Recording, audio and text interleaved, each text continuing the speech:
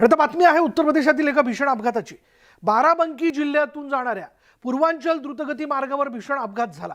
आज सकाळी लोणी कटरा पोलीस ठाण्याच्या हद्दीतील नरेंद्रपूर मुद्राहा गावाजवळ एका भरधाव डबल डेकर बसने रस्त्याशेजारी उभ्या असलेल्या बसला धडक दिली।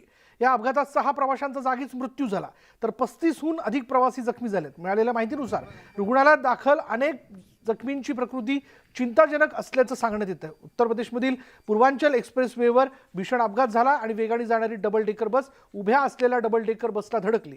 या अपघातात सुमारे 6 प्रवाशांचा जागीच मृत्यू झाला। 35हून अधिक प्रवासी जखमी आहेत। काहींची प्रकृती चिंताजनक आहे। डबल डेकर बस बिहारमधील सीतामणी येथून दिल्लीला जात होती। घटनास्थळी पोलीस आणि बचाव पथक उपस्थित असून बचाव आणि बचाव कार्य जे आहे ते वेगाने सुरू आहे। जखमींना CHC हैदरगड या हॉस्पिटलमध्ये दाखल करण्यात आले। गंभीर जखमींना रेफर करण्यात आले। लोणी कतरा पोलीस ठाण्याच्या हद्दीतील नरेंद्रपूर मद्राहा गावाजवळ हा भीषण अपघात झाला।